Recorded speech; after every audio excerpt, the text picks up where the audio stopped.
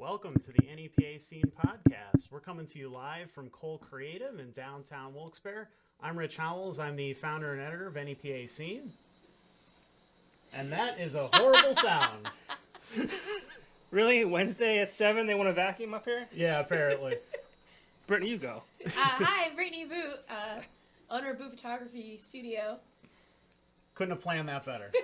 It's like, you're live. I'm John Popko. I work for Time Shamrock Communications and radio for Rock 107, ESPN, and Alt 92.1. And I'm also the Saturday night host of Alt Natives on Alt 92.1 at 9 p.m., where I play an hour of the area's best local music. And we're here with Jeff Boam, who is an award-winning playwright, filmmaker, and movie commentator for WBRE and WNEP. And we're going to talk about his new play, which is Man on a Canvas, which is at the Olde Brick Theatre in Scranton coming up this weekend. The writing process, creating characters and stories, how to get your work produced, independent filmmaking, reviewing movies, and all that good stuff. So if you're interested in any of those topics or you want to get any insight in any of those topics, leave your questions and comments down in the comment section there, and we'll definitely get to those at some point in the show. So please participate. Last couple shows, people have been a little lazy. You've been tuning in, but you haven't been saying anything. So let us know what you want us to talk about. You can make fun of Brittany. She's got her leggings on inside out. Put my pants on inside out today. Just wanted to let you guys I got that know in there pretty quick. Yeah. There it is. I went to change them at my studio, and then there was window washers in the window, so I didn't take my pants off. I thought about flashing them, but then I thought again. That's probably a good call. The old boot wouldn't have done that. Yeah, that's Old true. boot. That would have been old boot. Sad thing is the building people don't actually employ window washers, so it was an extra awkward They just seem to moment. be washing my window all day, waiting for me to take my pants off. It happens. So that's where we're at. So it's that kind of day. It is that kind of day. I got a lot. It was a productive day. Yeah. It's like that SNL skit with Christopher Walken when he's like, I put my pants on one at a time, except when my pants are on, I make gold records. Is that your Christopher Walken impression? No, I can do a better one, Okay. but we're going to... The cowbell one? Yeah. Whoa. Oh, Whoa. what are you doing? You got it. Hey. You do it again. Stab me in the face with a soldering iron. One thing at a time. You like to sew? All right, enough of that. It's pretty good. You can't have a talk show without one Christopher Walken impersonation. Yeah, that's true. Per quarter. Right. Yeah. I think that's a reasonable. Mine wasn't an percentage. impersonation. Mine was just Right. I have a What do you fun say? fact. We do it the whole show. Do you want to know why That will he get talks old like that? pretty fast. Do you ever notice I always have like really random facts about celebrities that probably aren't true? Yes. Probably aren't Which true. He only talks like that because when he gets a script, he takes all the punctuation out of it. I heard that. I told you that. Was that you? Probably, because I made it up. That's where you heard it. I did hear that somewhere. It was here. All right, and Anyway. Fun fact. So before we get to the interview, we have some beers to drink from Beer Boys in downtown Wilkes-Barre, right up the street from where we're recording here tonight. Now they have 72 beers on tap. They actually have a Sierra Nevada takeover coming up Next Wednesday. So we're going to try 2 of their beers and also a third one that's kind of special. Yeah. And that tap takeover, which is next Wednesday, some highlights about that is the Firkin is going to be a Celebration Fresh Hop IPA, which is super rare, and the also a Northern Hemisphere. Say, I don't know. like, do it like Christopher Walken. Oh, the Celebration Firkin, super rare. The sound you immediately made was incredible. Ooh. Oh, Ow. hey, it's Firkin. Yeah, but it should be a pretty cool event, and yeah, All next right. Wednesday. So which one are we trying then? Well, I guess we should probably lead off with the Sierra Nevada. All right. Let's have our guest here, Jeff.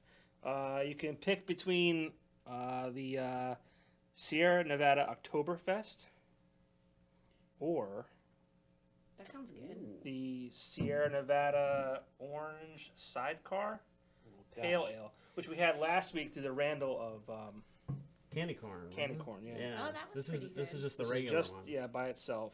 Chico, California's best Sierra Nevada. I think I'm going to go with the orange.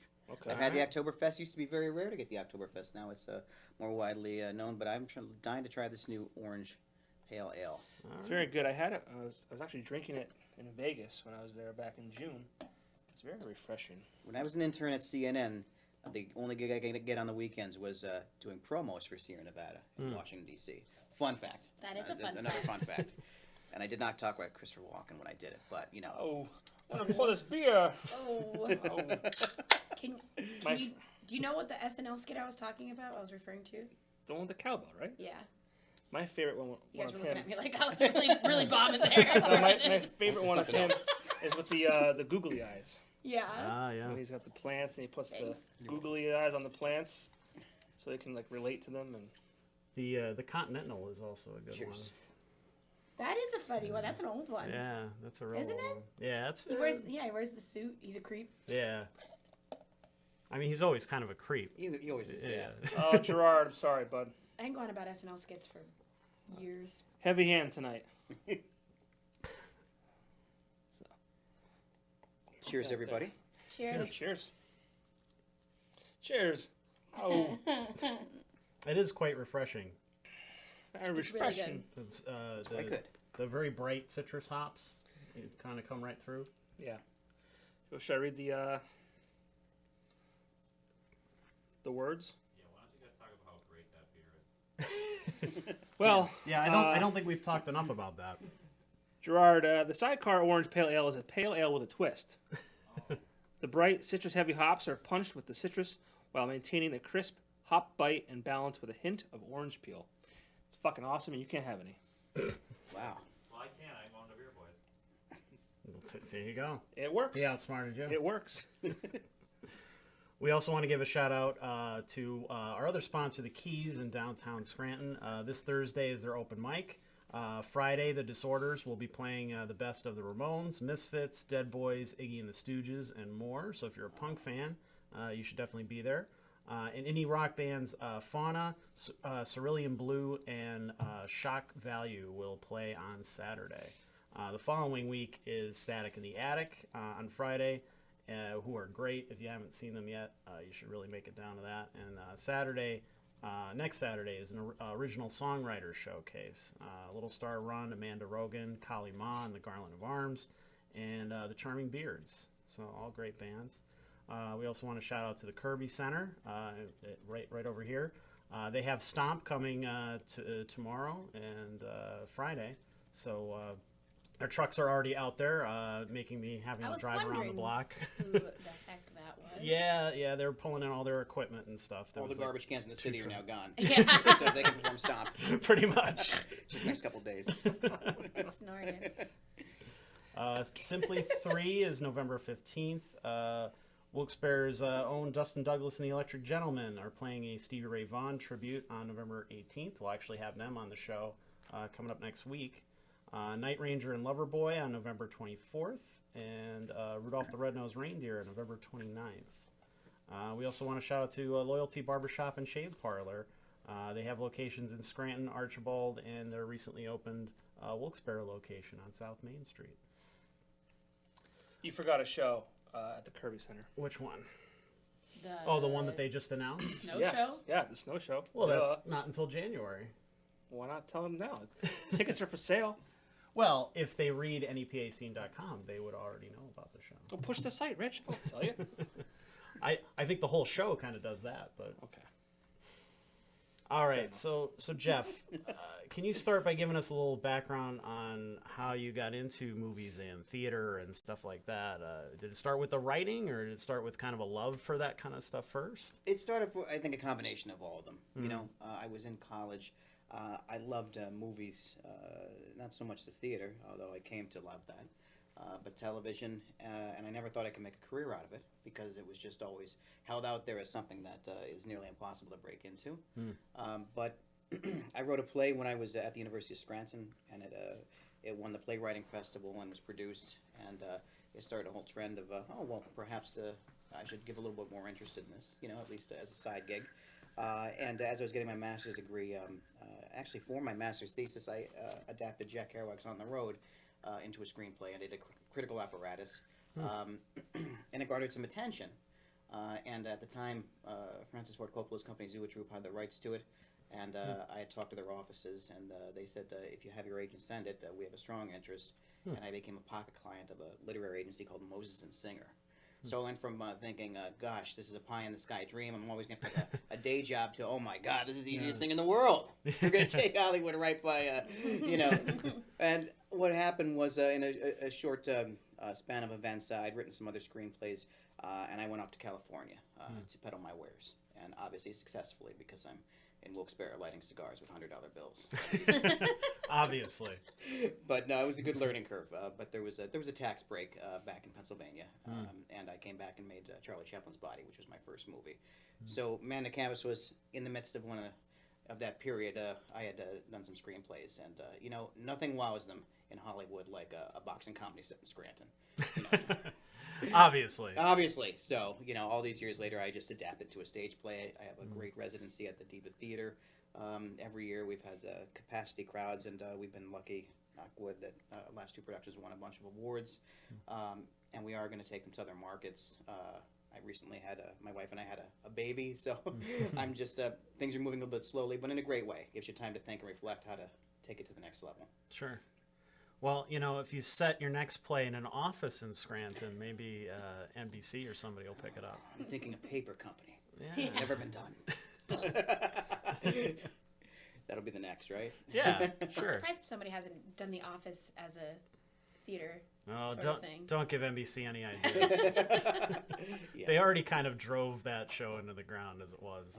Way too many seasons. Yeah. How many? What, like, it was 8 at least, right? Yeah, 8 or 9 seasons. Nine's like the going rate, right? Well, it's a lot when your premise is that a couple of guys are making a documentary about office life. Like, how long is this fucking movie? Yeah. Yeah, you're right. They were really embedded in there. They couldn't get out. Yeah, apparently. These people are just that interesting in Scranton. So what inspires you to write? What was your initial idea in terms of wanting to get into this stuff? Yeah, I had some weird interest. I mean, as a kid, I loved old comedies. I loved the Marx Brothers, all the old comedians. I loved comic books. I was a huge comic book reader. I think Chris Claremont's X-Men, was just a constant diet for me. And then, my palate expanded as I got older. I discovered sports, and I actually trained as a boxer for a while, and that, so different interests came in at different times in my life, when going off to college and, an internship at CNN, determined that I did not want to work in television. But just different routes, taking things when I was a kid, especially the comedies. I love the old comedies, Kaufman and Hart, which was a huge influence on Man to Canvas. They did The Man Who Came to Dinner, and You Can't Take It With You. So these are some old works. Recently, I've been more inspired by some true crime. The one that was produced a couple years ago called Behind the Six was based on the Great Mail Robbery of 1962. It was set in South Boston. We got great notices for that. I was very lucky.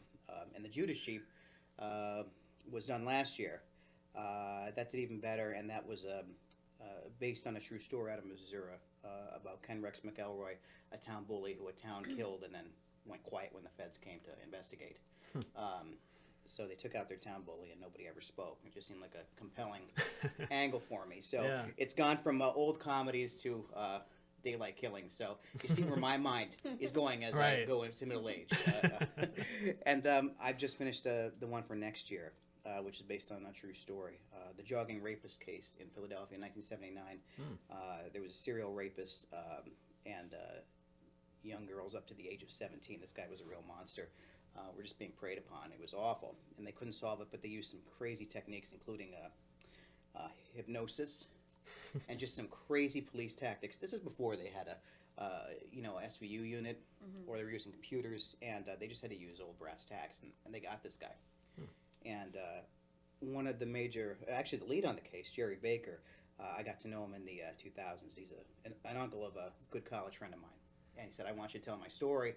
passed away from emphysema, but I took all his notes and only recently was able to interview the other people involved with it on the federal level and some retired detectives, and it was a compelling story. That sounds really interesting. Well, you know, the I like facts. story. I know it sounds weird. Like when I go to sleep at night, like I'll watch like the true crime stories. Sure, it's always compelling stuff. So Yeah. just the facts alone, I don't know how the writing turned out, but you know, just the story alone is going to be it's called Saint of Darkness, and that's going to go up next November. So we've already had advance ticket sales on the Campus Record where we've already booked that. So thank goodness. That's awesome. Yeah, again, knock wood. Things are good. Yeah. Reminds me a little bit of I just finished watching Mindhunter on Netflix. Oh, yes. And you know how they learn how to profile these guys and stuff like that. It's I thought it was super interesting, and a lot of it, you know, is based on true events, based on the book Mindhunters, but not necessarily the, you know, exact same thing. They change some of the names and you know, fudge some of the facts and stuff like that and make it a little more interesting, I guess. But still, I think there's a lot of interest in that kind of stuff and in profiling the criminal mind and figuring out how it works. Yeah, we have just a plethora these days of true crime reality shows, even if they're from 20 years ago. You know, I watched OJ on FX, yeah. And I didn't have a compelling interest in it. A lot of people, the Bronco chase was the night I graduated high school. So in a weird way, I kind of felt like that was still recent history. Sometimes I need a kick in the head to say that really wasn't. Right. And I felt like I knew everything. And of course, the show really hit up some angles in it that made it very compelling viewing. I really enjoyed it. I find the casting really interesting. Very interesting. That's what I like to see is the casting and how those people take on the roles, and they're good. Yeah, that They're gentleman really who's good in at This Is Us, I wish I remembered his name, but he played Chris Darden, and God, just amazing. And I knew that again, the name's escaping me, but the actress who played Marcia Clark, she's so well known. She's in everything that Ryan Murphy does. But I knew right from the first episode she was going to win the Emmy, and I never say that. Yeah, But she it was did just incredible. It just channeled somebody. And we're watching, we being my wife and I, the Menendez brothers. Not quite as good as that series, but the point is it's out there. And more than ever, people are dredging up these stories. And the next one that's going to be done in FX is Johnny Versace. That'll be interesting, It's too. very interesting. It's something that, you know, again, now I'm like, well, I don't know a lot about these cases. I guess I thought I had. Yeah. I remember they're tracking Andrew Cunanan and, you know, but that was, I was an intern at CNN at that time. And back then, they didn't have everything cataloged and digital. So you knew somebody died when they go, Jeff, run down the library and get all the B-roll you can on Jimmy Stewart, because Jimmy Stewart had died. That's why I knew Jimmy Stewart was dead. But they said, run down and get everything you can on Johnny Versace. I really didn't know a lot about him. I knew the Versace name. It was a designer. I'm like, well, you know, why? Like, he was shot in broad daylight, you know, in front of his house. So I just remember that just being a, you know, very big case because they've been tracking this guy for a while. And that's how it petered out. And all these years later, yeah, you know, I'm open to the fact that I can go with another interpretation of these stories and, you know, fresh eyes, you know, all these years later. So, Well, you know, the thing with these types of productions, you know, speaking of casting and things like that, is they have the benefit of being able to cast a wide net for that kind of stuff. With your plays, obviously, you have a much smaller net in which to find actors. Now, do you have a role in the casting of these actors at all? And you know, how do you find the right people for these types of roles in smaller productions like this? that's a great question. We have a great talent pool here. You know, we have this very strong community theater presence here in Northeast Pennsylvania. But I've been working with some of the same actors for years. And I do enjoy working with the same people, especially if I know they can do it, because you have a short window to do a production. And you just got to know who's going to be able to pull it off, because, you know, there does become problematic patches, you know, with any production. But that being said, we always do open casting. You never know who's going to come through the door, and I've been surprised. I've met some wonderful actors and actresses who just blew me away, did something different that I never thought was there. So it's a mix of, even though it's open casting, people that I've worked with and new people, because I think they just gel well, and it's proven successful. I've seen some shows locally and also on Broadway where it hasn't gelled so well. So you know, you do know the other side of the coin, and you don't always know, but after doing it a while, you have an instinct, and you know who's a professional, who's a workhorse, who's done it before, so they're gonna make it work somehow, and we've been lucky to have that. So Sam Falbo is headlining this show, and Sam has been with me since I did Chaplin's Body back in 2006, my first film. And so he's, you know, and I don't just take Sam on because it's a given. I mean, he comes out and he does the casting, the auditions like anybody. And he always brings something new, something dynamic. But otherwise, yeah, I'm just always astounded. Not astounded because, oh my God, there's talented people in Scranton. Astounded because, you know, these are people I haven't met. And they live in my same community. And I'm like, wow, you're doing this for free? You're coming out 4 days a week and doing rehearsals, you know, and you got some chops. So it's humbling. And So. as a writer too, I'd imagine that, I mean, these characters are, you know, living in your head for so long, and you have an idea of who they are and what they sound like and stuff like that. So it's got to be interesting to see what other people are taking, you know, a clean look at the page and deciding what they think this character is, or what they think it sounds like or looks like. Yeah, it's you know, sometimes this is more of a farce and a screwball comedy, so this is a little bit more zeroed in, and people have been skewing closer to what I had thought, you know. But that's because it's comedy, and comedy is the hardest to do, and it's the timing is everything. So, but I've had other shows where, yeah, if somebody takes a line that I wrote, and I either change it because of something they said, or they just do a twist on it that totally makes me rethink. You know, I'm so impressed by that. You know, and I want to work with that person. You know, because I'm always willing to change. And you know, eventually you got to put a script down. You know, for good. But until it's actually on stage, you know, you can rework certain parts, and yeah, sometimes the actors just bring out a total, you know, almost a blindside to the way they're reading or going through the process of bringing this character to life. So it does, you know, just wow, this is not the character in my head, you know, it's even better. So, is there any improvisation at all, or do they really kind of try to stick to the script as much as possible? I'm not a writer, and I'm very involved with the directing process with these shows, but I don't, it's not the Bible. Right. You know, at the end of the day, I'm just another hack, you know. So if they see something, I'm always open to interpretation. This was inspired by the comedies of the 30s, so there was not an archaic or a dated, you know, but a dialogue. certain sensibility, maybe. Yeah, exactly. And, you know, sometimes things jive better. They said, this sounds a little bit better. There's too much alliteration here. So, yeah, they stick to the script. Sometimes they added a little something that made it even funnier. Sometimes they added it, and, you know, I'd have to go, you know, no, that was the last line, and, you know, that's the laugh, and that's, you know. Right. But I rarely, you know, do that, because I just, I like an open collaboration. Until Hell Week, which is this week, in which case, just let's just do the lines. Right. let's just get through the show. Yeah, absolutely. We do have a question. Bernadette Hopkins says, "What awards have you received?"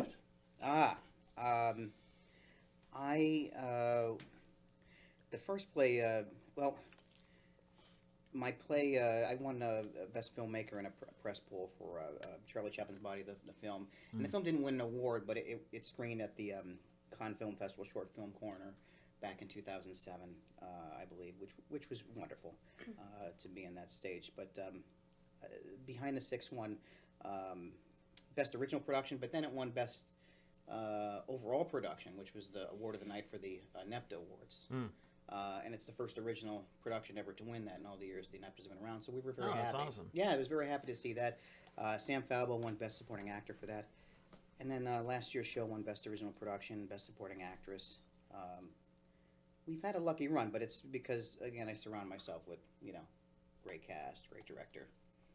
So Well, you work with Paige a lot Yes. at Diva. Can you talk a little bit about your relationship with the Diva and with the Olde Brick Theatre and stuff like that? Sure. You know, Paige and I met back in the early 2000s, maybe it was the late 90s actually, at this point, when she was at the Adams Avenue Theater near the Blog. And we had all thought she was going to be there forever, you know, and she did a revival of Chaplin's Body, and we said, oh, she served on a bunch of boards that I worked for, Scranton Tomorrow, and I did First Night back then, and our Pats always just run concurrent. When I was in California, I always sent her screenplays. I said, how does this sound to you? You know, she always gave me great advice. We were great friends for a long time.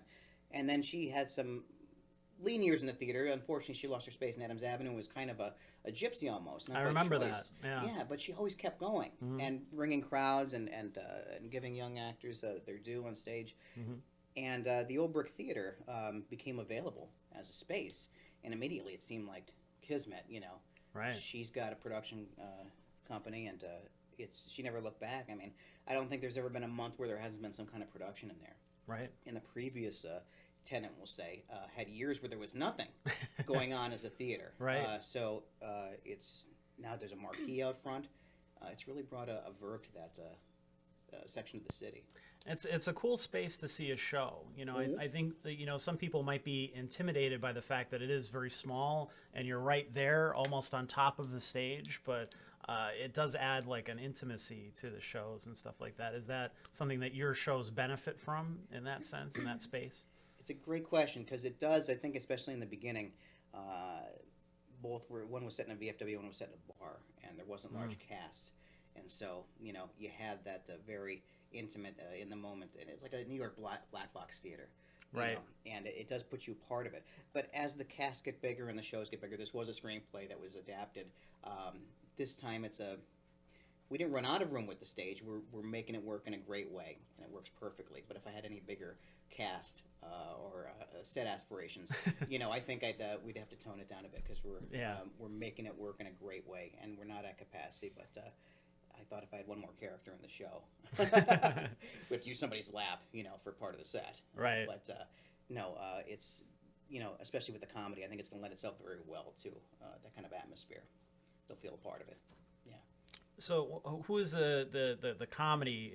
Who is it aimed at? Because you said a lot of it is inspired by that old timey comedy. So is it something that a modern audience who might not be familiar with that stuff can still get into? I'm hoping. We certainly have advanced reservations, so I know some people. I hope that, of course, some of them are coming out to see they know somebody in the cast. Maybe they've seen one of my other shows and really enjoyed it. But it's a type of comedy not done very often. But the Coen brothers tend to do stuff of this nature. That's true. And people show up, and I think it's just something that's not tapped into. I think the screwball is an element in a lot of modern comedy. You just don't know it. Right. And this is a straight farce screwball. So I think people are going to be impressed if they haven't been, introduced to this. Then I think they're going to maybe investigate some of the old timies, but at least they'll certainly enjoy this modern iteration. It does take place in the present, some of it at least. Well, I think stuff like the Marx Brothers and things like that, I think people don't know that they would love it if they just see it. But there's there's not as much access to that stuff now, unless you're, a collector who's like seeking it out, or you're going to buy the DVDs and stuff like that. But people don't really buy home media anymore. That's kind of going by the wayside. So, I wonder how people are going to be able to consume that kind of stuff in the future. It's tough. I sought it out. I remember going to the Scranton Public Library when I was a kid because I had read books about the Marx Brothers and Chaplin, and I knew they were held up to this high standard. And I remember renting or borrowing VHS tapes from constantly. I had to wear them out. Duck Soup, I probably wore that cassette out from the Scranton Public Library, but just renting that and watching it, and then recording them on PBS late at night. And if there's a pledge drive, you got part of the movie cut off. So I remember for years I didn't know how A Night at the Opera started, or ended, because part of it got cut off. Back then with the VHS, you had to be very specific with your start and end time. So, right. But I remember that's the only way I can consume it back then. It was like gold. Like, oh my God, Day at the Race is going to be on VIA at 2 a.m., I remember setting the VCR. Like, it was great. That's the only version I had for years. Now, it's instant. Right. But there was a compelling reason for me to go and get it. I was inspired to go and get it. And I don't know that there's really that compelling reason anymore. I often read these articles where they say, is anything in black and white relevant anymore? Is anything that's black and white funny? I totally think it's hilarious. I think it's great. But I've heard other people give arguments, no, it's outdated. It's not funny. Some Like It Hot is hilarious. Some Like It Hot is hilarious. I just, and I mean, personally, I haven't seen a good comedy in years. Like in theaters, like there's been absolutely nothing that has interested me, and the stuff that has, it's like, it's okay, it's tired, it's kind of the same jokes over and over again. It's not, as compelling, I think, as some of that stuff is. I mean, that's just me. I agree. I remember in the 90s reading this quote from Larry Gelbart. He created the television show MASH, and he wrote and directed Tootsie, which is considered one of the greatest comedies of all time, up there with Some Like It Hot on AFI's top 100 list of comedies. And he said the reason that sitcoms were getting stale, and this is before the rebirth of television with the Mad Men and Sopranos, but right before that he said the reason it's gotten so stale is because back then, when they wrote a sitcom, back then being All in the Family and generations before, they were well-rounded. They had gone to the theater, they had gone to opera, they had listened to radio. So those were the influences, and they were very well read. By the time you got to the 90s and the early 2000s, they were weaned on sitcoms, so they were recycling what they were putting out. And that just rang so true to me. He's absolutely right. They were more well-rounded, and now I think somebody realized that Matthew Weiner, who did Mad Men, and David Chase, who did Sopranos, they came from a whole other avenue and just blew it up. Not so much the comedies at first, but that came later. Maybe Larry Sanders Show. I'll say the Larry Sanders Show, which was right before that, was one of the best comedies of all time. But that kind of that was very revolutionary back then. But it took a kind of a kick in the ass, and Larry Gelbart totally nailed that to me. But I think that's starting to happen a little bit again now too. Yeah, there's more of a television renaissance now than there has been in many years. It seems like there's a lot of good stuff and comedy stuff too. And I haven't seen as much of that kind of stuff. I know people talk about like Parks and Rec and shows like that. I honestly haven't seen them, so I can't say. Is it good? It's funny. I love that cast. Yeah. Yeah, I mean, I like the actors in it. I just, for some reason, I never got around to Reno it. 30 Rock kind of started that genre of like the fake cops show or the documentary. It's actually scripted, but you're looking at the camera. Right. I want to start doing that on this show. We already have some great material here. We got Inside Out leggings. We got Mom running the vacuum. This could be the best night ever for a documentary. That's my favorite when they do that, when they look at the camera. Right. Christopher Walken pouring Sierra Nevada. Yeah. Speaking of I'm drying up. Yeah. That's got another one going. I think Reno 911, I would assume, was the originator of that sort of. Yeah, I mean that was the first one that I really noticed Yeah. in that style. And that was show's done hilarious. like that. That was great. Yeah. That's one of my favorite shows. Yeah, it was really fun. Never watched it. Oh my gosh. I just remember the one moment from the show where the guy's like slumped over and he wakes up and he goes, I just had the most wonderful dream. And the guy next to him goes, you do know you're driving. And Yeah. He's like, oh. They were sketch comedy theater type of people. Yeah. Yes. Yeah, they were their own troupe Thank you. Because before they had that. the state. Do you remember the state? Oh, yeah. Yeah. The state was great. Very underrated. That was very funny. Thank you, John. Me too. Oh, yeah, I'm sorry. All right, so this is the Oktoberfest, right? It is. I'm going to save Gerard a little spit. All right. Rick, Thanks. you're welcome. Tell you a little bit about this beer. Can you do Katharine Hepburn this time? I'll put it Ooh, how? That's a rather alarming mountain coming our way. That's actually Kate Blanchett as Katharine Hepburn. Wow. I sweat and you're deaf. Aren't we a fine pair of misfits? Good, right? God, that was really scarily good. I've just been waiting for someone to say Katharine Hepburn randomly my whole life. No one has ever done it. Let's act out the whole of The Aviator later. Yeah. Howard Hills. Sorry. So this is the Sierra Nevada Oktoberfest, which is a collaboration with a German brewery on a classic festival beer. Deep golden color, rich malt flavor, and balanced by traditional German-grown hops. It's definitely it's very smooth, and it's like It tastes like similar to the last beer. I think it's more like a lager, really. Yeah, it is similar to the last beer in that sense. It's more to me. It tastes more like a lager than it does like an Oktoberfest. A lager, you say? By no means do we know what we're talking about. Tastes like a lager. Say it in your NEPA I'm accent. getting a rich aroma. Oh! Yeah, I don't know. Tastes like a beer tomato. I guess it's pretty good. Couple, 2, 3. Yeah. There's lacing on the glass. All right. That's too sophisticated. Yeah, we don't get that. We don't get that deep. Which is Got nice legs. Nice legs on this beer. we have two beer reviewers on the site, and they both do a pretty good job of describing the flavors and all that kind of stuff. And it's so funny because maybe once every couple months or so, you'll get one of those kind of NEPA guys who just comment and be like, what is it, a beer or is it a dessert? What the fuck, man? Yeah. What is this shit? Oh, you know? Dad. Like, Wait. okay, we get it. You're a tough guy. You only drink cheap shit. We totally get it. You're so manly. Bush You're- pounders all day. You know, like, okay, like, awesome, but we don't give a shit. It's either a turdy or bush or it's not for me.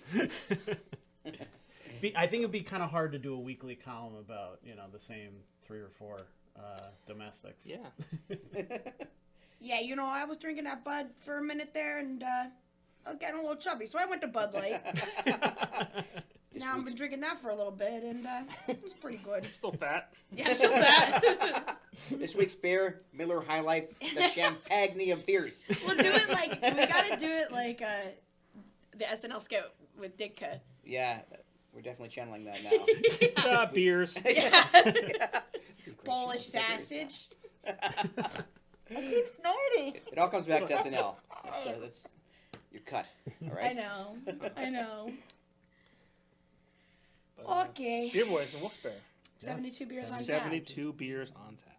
Sierra Nevada takeover. Growler fills, crowler fills. These are Randall's. crowlers. Randall's. And the Sorry, I don't know beer. what that was. That's next. That's next. Yes. We have an Epic Pumpkin Porter through the Randall of pumpkin pie and cinnamon sticks. Don't threaten me with a good time. Don't threaten me with a good time. They're Well, gonna they be- also, and it's actually like pumpkin pie and the cinnamon. It's not a joke. right. Follow their Instagram or their Facebook page. You post pictures up there. Yeah, they actually shove all that. Yeah, last week was That's like crazy. legit candy corn, which was candy corn in our beer. Which was neat. Yeah. And like you think that would be gross, and it wasn't. Yeah, No. surprisingly. Right What now. what I wanted to talk about is how do you go about getting a play produced? So say somebody out there who's listening has an idea, maybe has a script. You know, I don't think people know exactly where to go. How do you get that done? So, you know, do you have any advice in how to get a play produced? Yes, and maybe people want to use my advice or totally ignore it and might have a faster approach. It is a tough business. First of all, I started out as a screenwriter, and I took meetings in Hollywood and Beverly Hills. We're talking, you know, the typical. I literally got offered jobs in the mailroom, but I couldn't get a proper pitch session, so I went through many of those. So then getting the plays done, I had some plays as well, and I came back here to Scranton. I thought it would be a little easier.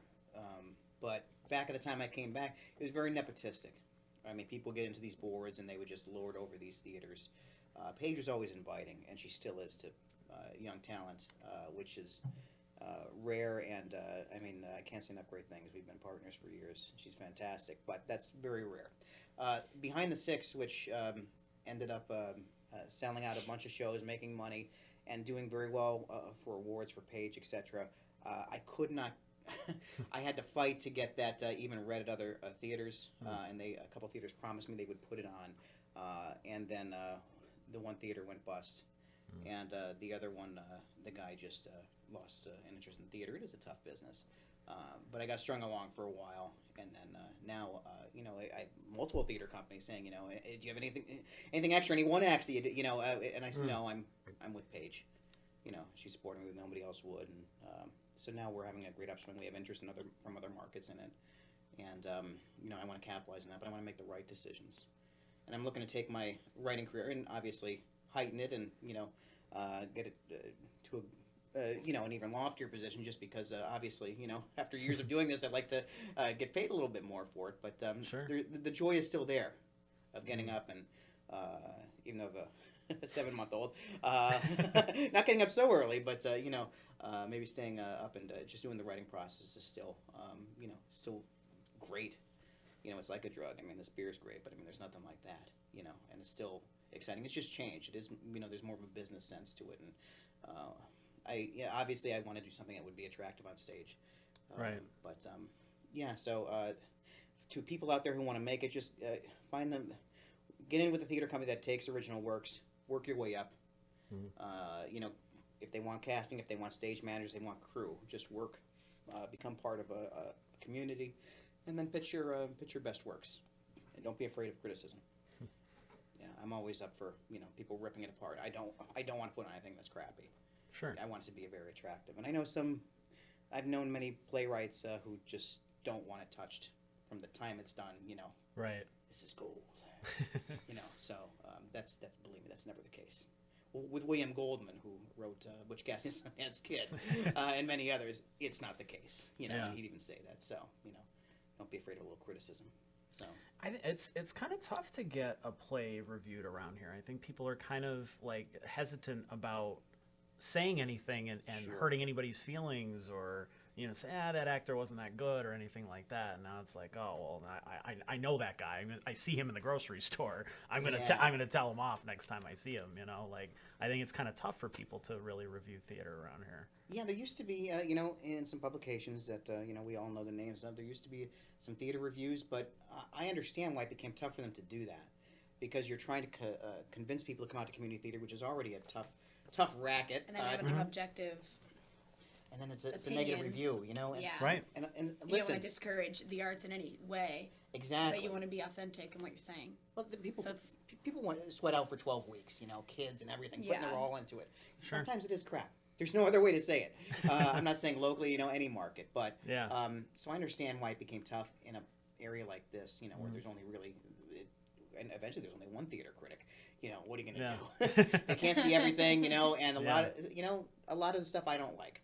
A lot of it I do like, and so I like that they just did notices after a while. Something like that's very tough. I would love it if they reviewed my stuff, and we did give out papers to one, and I got a lot of positive notes, but I've also given it to some people in other markets, and I've gotten great notices back, and we hope to take it a step further, down the pike. Now, are you thinking about doing any more filmmaking? Because obviously, your focus lately has been on the play and that kind of stuff. Have you thought about film at all? I have. I've been working on a documentary for the last 8 years. It's done, and it's being edited locally. It's almost that part's almost on the post-production. It's called Flood of Memories: A Living History of West Pittston. And years ago, one of the backers on Charlie Chaplin's body said, I want you to come out and take some video of these 90-plus-year-olds, because this was his community, and they're going to tell this story. I didn't have a vested interest aside from the fact that this guy stuck up for me when, Sure. and helped fund my project, that, there's no worse investment than film. So I respect him for that. So I came and I filled these interviews, and I made the mistake of saying, wow, there really is a story here. And so I started filling in some blanks around that. I'd never done a documentary before, but had seen tons of them. So I had enough knowledge, and I was able to piece together and did some, uncovered some stuff that nobody had seen in a long time. And then the flood of 2011 happened, which changed the scope of West Pittston. Forever. It's part of their historic narrative now. It was such a devastating, but ultimately, redemptive event. But so that's what made the project go on. And then I realized, well, I can't, half-ass this. I have to buy more footage from outlets, and I have to do some interlinking interviews with the 90-plus-year-olds who were still alive, because a couple of them passed away, and fill in this story, and it became grander, and I uncovered more newspaper and just some archival stuff people hadn't seen in years, and it became the story, and we got a great narrator and someone to read some original stories from back then. It just became this passion project from something I really had no vested interest in. It was just a morning, and it was terrible because the guy who was supposed to come and do the video on it canceled the night before, so I had to scramble to get a camera, and it wasn't the best camera. And what it's like when You you're, can see the you're left difference. to you're like, now someone's going to judge me based on this horrible, Yeah. and it's really not my fault, but I lit it the best I could. But as some celebrated documentarians had told me, it's not always the footage, it's the story. So that I've talked to some people in local television, and hopefully we'll be on the air next year. We hope so. There's a vested interest, and it turned out better than I ever imagined. So that's my next project, and I'm working on my first novel, and that hopefully will be done by next year too. But this is stuff that's been going on the pike, so it's not like all of a sudden I'm having this great, Yeah. I just always had a back catalog. I was gonna say, where are you finding the time to My write? God. I know, as a writer, it's hard to get the time to just sit down and bang this stuff out, especially It with is. a kid now. Yeah, it was she and my wife. They're great inspirations, and they're very supportive. But I choose my my passions, and they're my passion. But believe me, some people out there will really understand this. There's some nights where you just, God, I could either go to bed, and get a great night's sleep, or I can stay up. And, I always say I could just stay up for an hour and get some writing done. But when you get on that, it's just boom, boom, boom, boom, boom. And so next thing you know, it's 2 a.m. And, but that's a great night. Any night that you can write and you don't have writer's block, So that's slowly just etch it out. So it's going to be a very busy couple years. And I have a whole back catalog. I don't have writer's block. That's one thing from all these years. And just I just accumulated stock, and now I'm lucky that I'm on a good track here. That's good. Yeah. Now you're also a movie reviewer, and you review movies in print for many years. Now you do it on television as well, local TV, WBRE, WNEP. How is that? Is that when you're watching all this media and consuming that? Has that had an influence on your writing at all? Does that kind of seep in somewhere?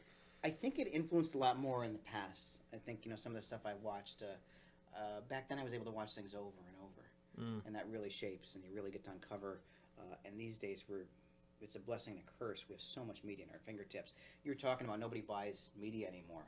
When my wife and I recently moved to a house, it's the first time that all my DVDs weren't in this room, and that room, and that room. We had to find the biggest DVD cabinet they have to consume, and I was really embarrassed by how many DVDs that I owned.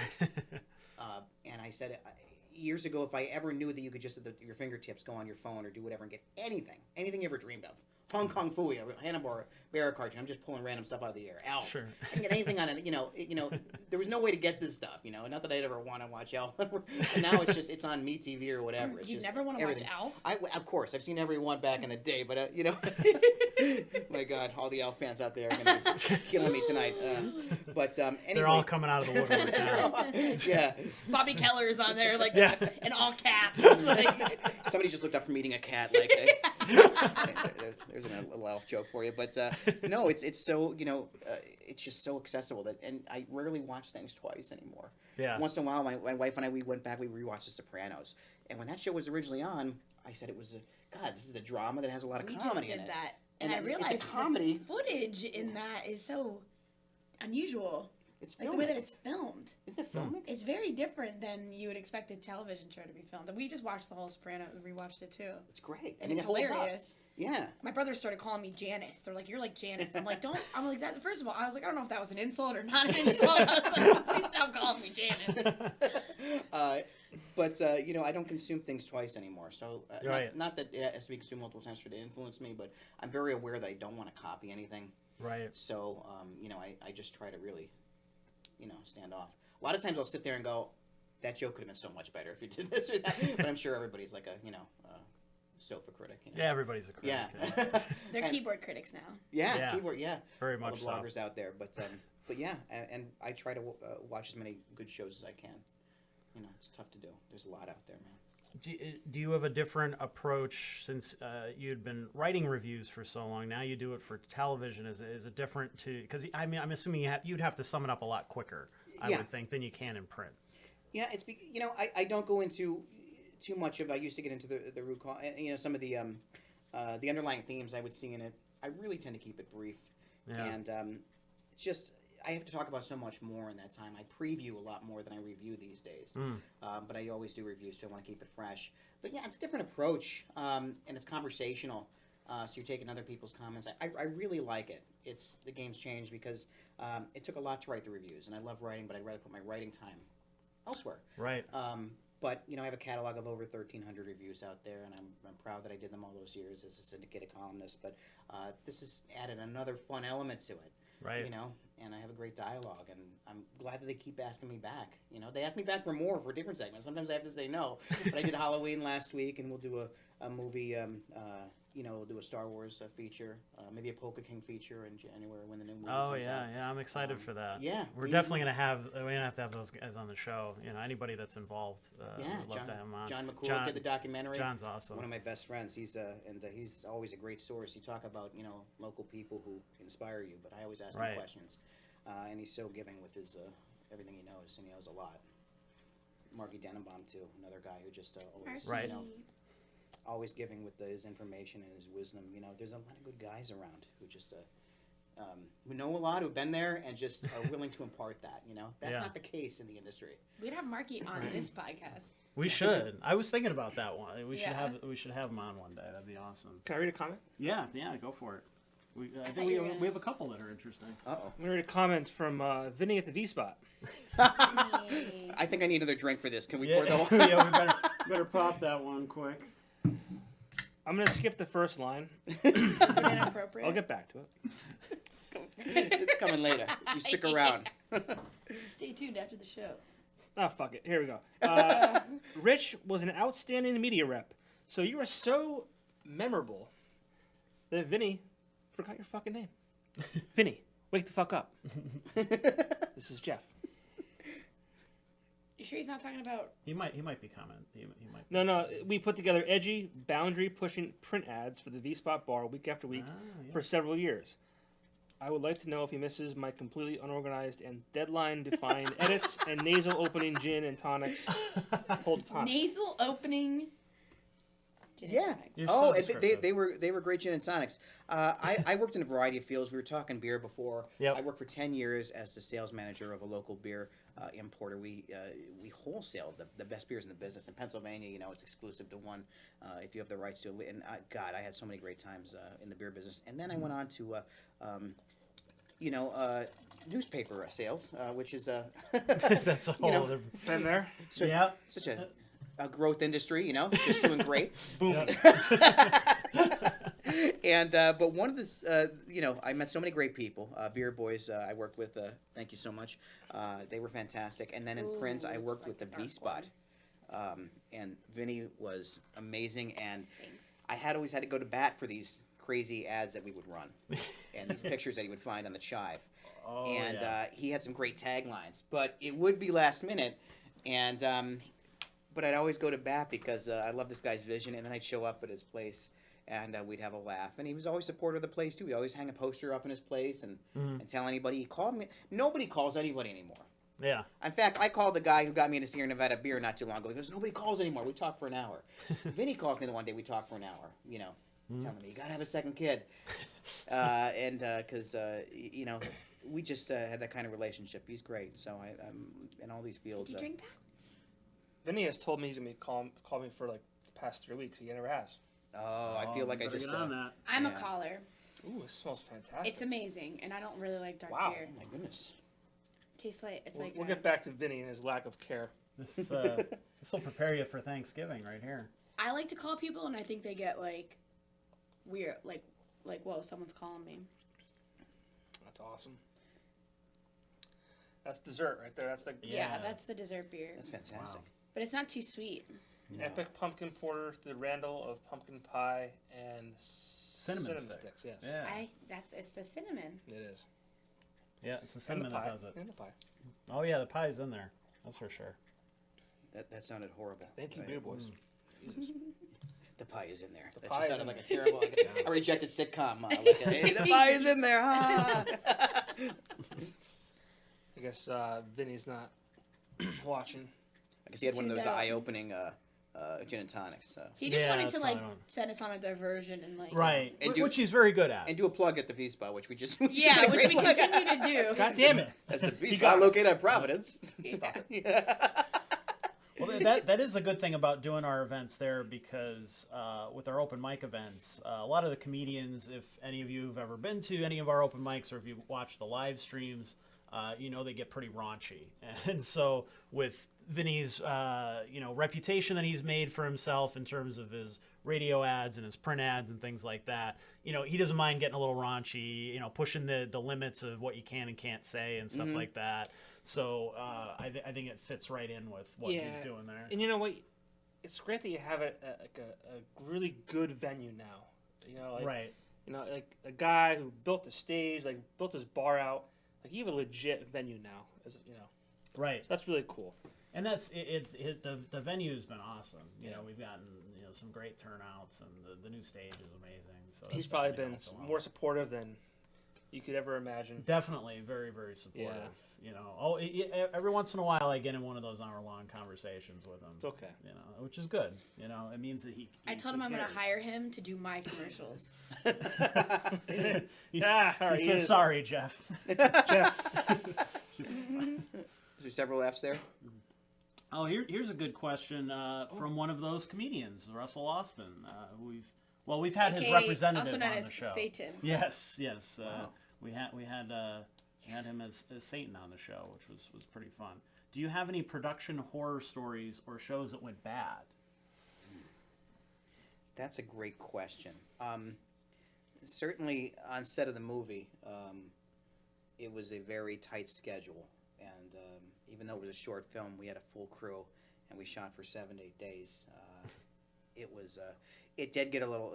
There was some intense moments on the set, but you know, we had catering, and it was a number of elements to that. So yeah, it did get a little heady. Because you got to meet deadlines with that kind of stuff. Like, Absolutely. that's tough, and you got to get the right shot the right way. And When there's so many people involved in something, so many things can go wrong. Well, you know. Well, I storyboarded the whole thing, and I knew how I wanted to look, and I didn't have that much film experience, but I had watched enough movies that I knew certain things, and we showed up to set, and all day was shot on medium and wide shots. Yeah. That I said, we're going to run out of time. Like, we're only on this location 2 days, and it was already night the first day, and we hadn't shot any of these shots. So you had strong personalities on set, and they had done it for years, but they didn't do anything filmic. They did commercial work mostly. So it's butting in the heads, and certainly I needed a big learning curve as well. But ultimately, the shots that are in the movie has been recut the way I'd always wanted. Are mostly mine, and that's it's just because I'd seen so many damn old movies and knew to get the comedy through. So that movie has been recut. I don't know when that'll be re-released, but it's the running time of a two-reeler comedy from the old days, and it's black and white and scratchy, and it's just it's phenomenal. It's the way it should have always been. That's how it was intended, but. When you run out of money, you just kind of release it as is, Is it easier or harder to release an indie movie now, do you think? It's easier if you just want to, I can have something uploaded by the end of the day, But I tend to be old school and just want to go through the process of really getting it to the best of its possible ability and giving it a good local premiere. And, I don't know what we're going to do with the documentary, but we'll do some sort of a premiere event. And, there's so many great places to do that now. You have the Scranton Fringe Festival, for instance. There's a lot of places you can, do that. They just had the Northeast Pennsylvania Film Festival. That would have been a great venue to do any of these. Kirby would be a nice venue for that. Kirby's a great venue. And that would have probably a really good turnout at the Kirby. Yeah, I love the Kirby, Love RC Movies 14, Yes, they do some great stuff down there. And they're willing to show some stuff that's a little different. They are. I remember seeing the War Tapes there years ago, and that was a great event. Harrowing movie, but I pre-baby lived in a condo right next there and used to review movies over at Movies 14, so it was it's a great time of my life. I worked quite a path out between those two. A friend of mine has a record of interviews from Agnes, and it's very interesting and bizarre, and it's just a record, and it has like the kind of crackly and it's just people talking in interviews and people on the street. It's almost like it's like news reports, but it's on a record. Wow. Yeah. That might be That's something super really interesting. Yeah. Stuff like that has to be preserved. Yeah. We would listen to it. We'd listen to it and like kind of giggle and be like, "This is so bizarre." Right. But it's interesting. Hope we're not the last generation to listen to it. That's Exactly. I know there's waning interest in certain stuff, which I know is just the way things go. But sometimes I'm like, oh God, I hope my daughter has an interest in this. I feel like certain things have a resurgence in certain ways, like with podcasts now. People didn't used to listen to old-timey radio anymore and talk shows on the radio and stuff like that, and now you've seen kind of a resurgence with podcasts and things because it's a new format, but it's more or less the same basic idea. And now you see a lot of those the old-timey shows they used to do, radio plays and things like that now are in podcast form and ongoing. You see people making new ones all the time. So hopefully if it's not in that format, it would be preserved in some other way. I hope so. That's a great point. I don't listen to enough podcasts, but I know that I always see in Entertainment Weekly there's a review of the best podcast going. I'm like, what am I? I'm really missing something here because this is great. Yeah, there's some interesting ones. I haven't consumed too many because usually I'm too busy doing everything else for the site and everything. But there's like I think it's Welcome to Night Vale or something to that effect, which is very popular, and that's like an ongoing story. And they have actors acting it out, and sound effects guys doing the sound on the side, and they do live shows of that too. They'll go to places in like Philly and New York and stuff, and put it on live in front of an audience. That's and one stuff. thing I think we're lacking is sound effects Yeah, I could understand that. on the show. We need some. I think we should have people like laughing at all of our we need jokes. some like Wilhelm. a sitcom. Yeah. I think we Can need do the that? Wilhelm scream at least I once want every episode. every time. Yeah. Can we do that? Or Yeah, catchphrases at least. Yes. Or go. Hey now. Or go. Ooh. I feel like Brittany would be the one with the catchphrases. Yeah. I feel like she would definitely be.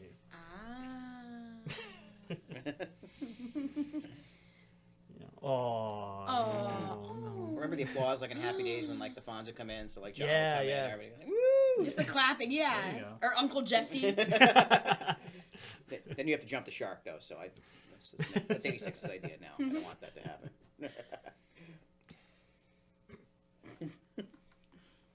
So before we wrap up, I want to talk about. We want to plug Man on a Canvas, and what is it play about, and what do you think is going to be interesting that people are going to latch on to? It starts off in the 1920s, and the Algonquin Round Table in 1928. Alexander Wolcott, Dorothy Parker, Harpo Marx, a number of famous literary wits gathered, and they really did gather. The part that's fictitious is that they make a farcical bet about their guest that day, who's a washed-up, bare-fisted boxer, that peters down to the modern day. You flash forward, and Hank Dukenfield just wrote a biography of this bare-fisted fighter, and uncovers this bet. And his publisher won't publish his book, and he's had several sports books published, which to great acclaim, but he won't publish his book until he gets his bet settled. And so he has to go to where the barefisted boxer's heir lives in Scranton to get this retired boxer to raise his fist and fight so he can get this book published. But he meets some characters that you tend to meet in Scranton, as you do, and it becomes it's the only piece I ever wrote that's set in Scranton semi. But what's going to compel people is we worked hard to get the jokes and the comedy to work, and the pacing is just that of an old screwball comedy. It's a fast-paced. If you love boxing, you get a lot of the references. If you love pop culture, you get a lot of the references. But it's not none too dated. I think I'm always aware that things are dating. I watch some shows. I'm like, damn, that's this show's going to be like yesterday's news by tomorrow. Because things age so poorly these days. But the pacing and the comedy. I've done some harrowing dramas because of the material the last couple of years. So it's a comedy. It's a fresh take on some. I don't think people have ever seen a story like this. One of the things that I thought was interesting too, that you had sent me some information about the show, that the plays that you were inspired by, one of those gentlemen ended up in the show. Yes. Which I think is kind of cool. So could you talk about that really Sure. quick? George S. Kaufman, not only did he write The Man Who Came to Dinner and You Can't Take It With You, but he wrote the Marx Brothers' biggest hits, Night at the Opera and Day at the Races. And this guy was, by all accounts, sometimes curmudgeonly. There's this great account that when and he also wrote some of the other Marx Brothers hits, the earlier ones, that he stopped a reporter mid-interview while they were rehearsing behind him, and he goes, hold on, I just thought I heard one of my original lines. Because the Marx Brothers were notorious for just ad-libbing everything and throwing out the book.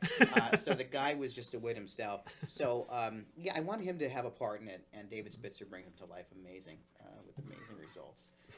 So it's funny to see these people recapitulate it all these years later. We've read a lot about, and hopefully people have heard about them. If not, they will now.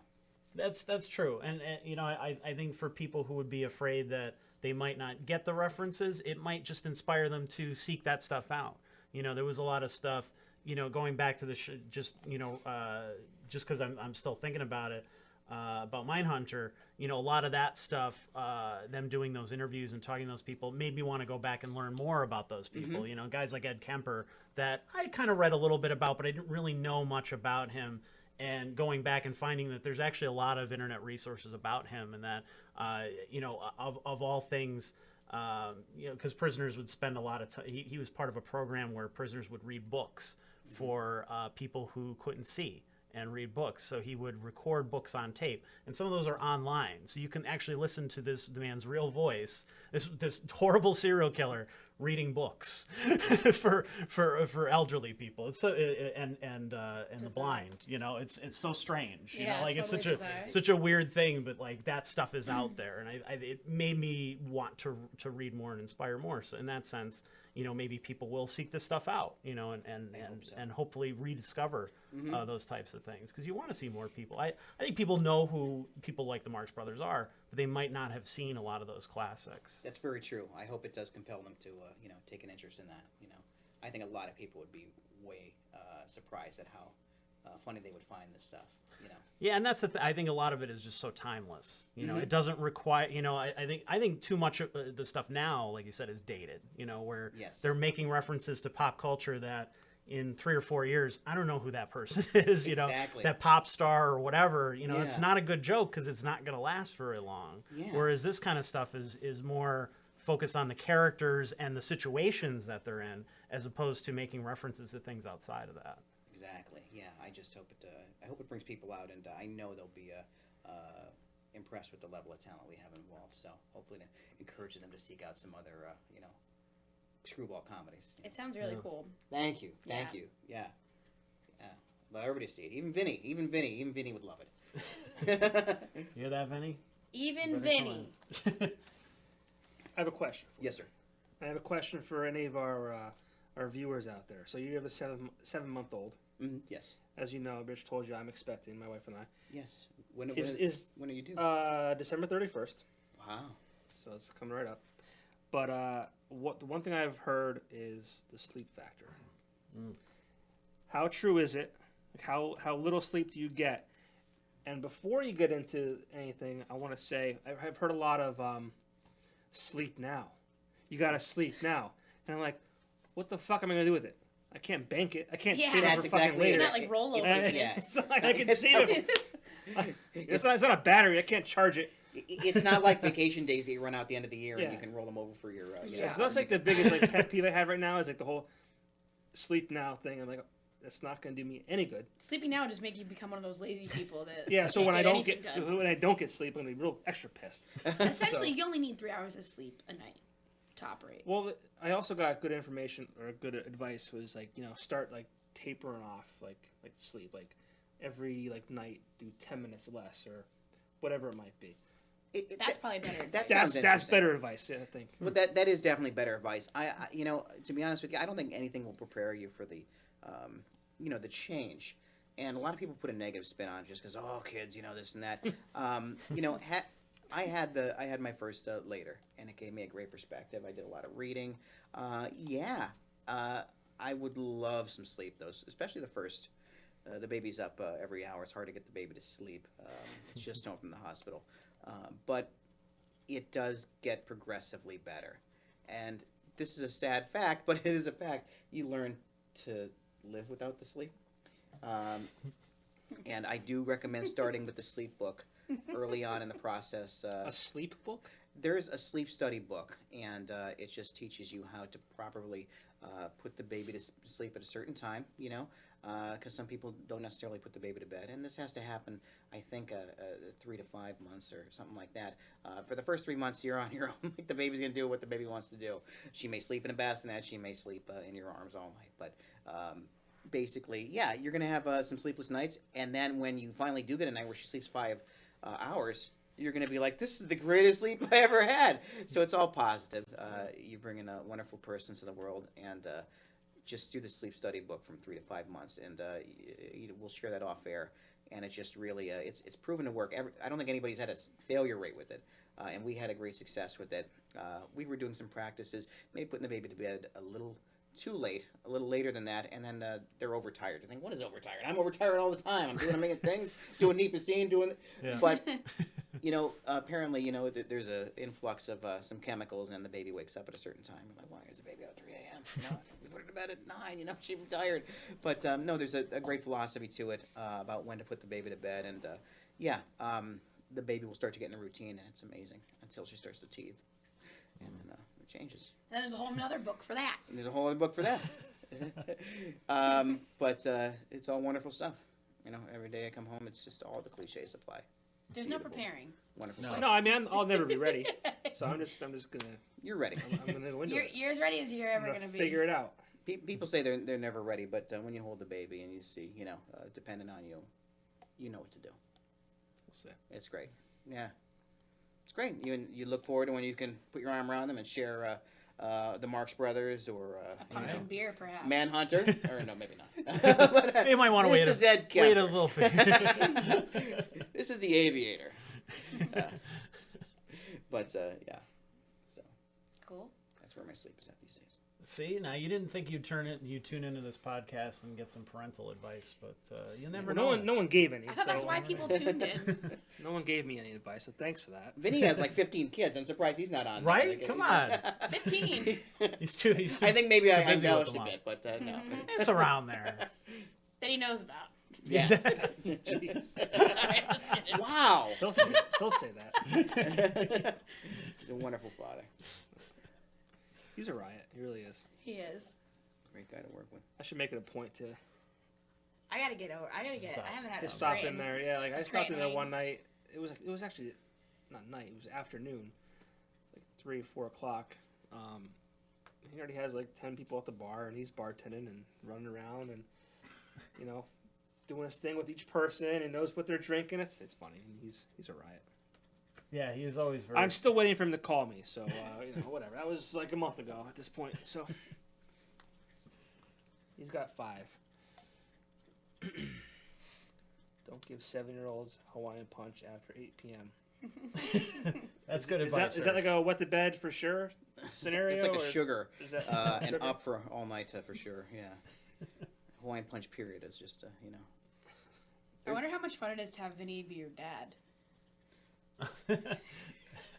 That's a whole other. He knows what they're all drinking. That's all I know. Like That's so you with the Kool-Aid, you with the Hawaiian punch. Yeah, he knows what they're. Yeah. He should Chocolate milk over here, gotcha. Well only. He should come back on. Well, He's got like the Capri Sun. Yeah, it's not in a juice box. It's got to come fresh. I've been trying to get him to come on. Sort of like And sliding he's hugs like, down "Oh, the I counter gotta at get a breakfast. haircut and look nice, do myself up hugs, for those it. little- So. Vinny, you don't Oh, have any hair. thanks. Put your fucking hat on.